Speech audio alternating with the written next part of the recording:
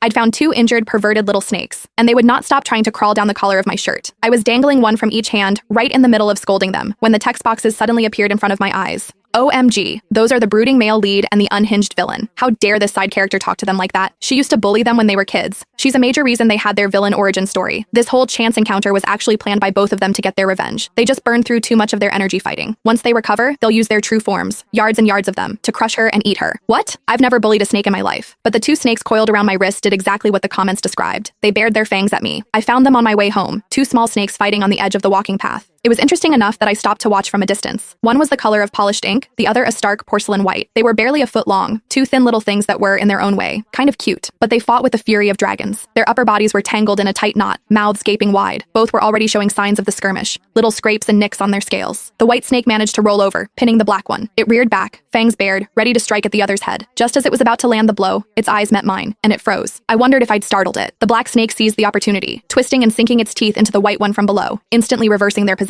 But the white snake didn't fight back. It went limp, letting the black one bite, its bright, rosy pink eyes fixed on me. A pang of sympathy hit me. Bolstering my courage, I took a step forward and clapped my hands, shouting, "Hey, knock it off!" To my utter astonishment, the black snake actually seemed to understand. It stopped its attack. The white snake lay on the grass, exposing its soft underbelly. The bite marks were clear against its pale scales, and it looked like it was on the verge of death. The black snake stared at me with its beady black bean eyes, then glanced at the motionless white snake beside it. A frantic energy seized it, its tongue flicking in and out of its mouth so fast it was a blur. It looked like it was trying desperately to speak. Seeing my bewildered expression, it gave up and simply copied the white one, flopping onto the grass and going perfectly still. Well, I figured that was a truce. I turned and continued home. It wasn't until I was standing at my front door, digging through my purse for my keys, that I realized they had followed me. Our eyes met, all six of them. In perfect unison, both snakes went limp and dropped to the welcome mat with a soft thump. It was the most blatant case of insurance fraud I'd ever seen. "You want to come home with me?" Both of them started wagging their tails furiously. "I don't know," I hesitated. "Wild snakes can be dirty, have parasites and stuff, and I'm pretty sure there are rules against just picking up wildlife." The white snake stopped moving, its tongue flicking out pathetically. The black one, however, started spinning in tight circles, as if trying to show me how clean it was, that it wasn't wild at all. After a moment of internal debate, I let them in. I didn't have a proper terrarium, so a clear plastic storage bin would have to do for now. Surprisingly, they were almost unnervingly obedient. When I pointed to the bin, they slithered right in. I spent a while on my phone, using an image recognition app to figure out what they were. The consensus was corn snakes. Following the app's recommended links, I found a beginner's guide and ordered some antiseptic spray and other supplies for delivery. While waiting, I spoke to the bin. "From now on, I'll call you Ash," I said to the black one, "and you'll be Ivory." I didn't actually expect them to understand. My impression of snakes had always been that they were cold, detached creatures, not particularly in tune with humans. When the supplies arrived and I was unboxing the antiseptic, I said aloud to myself, "Okay, Ivory, you're first." To my shock, the little white snake nudged the lid of the bin with his head and slithered out on his own. He even rubbed against my palm like a cat, a bizarrely affectionate gesture. Inside the bin, Ash curled into a tight, miserable ball in the corner, head lowered. He wasn't even flicking his tongue anymore.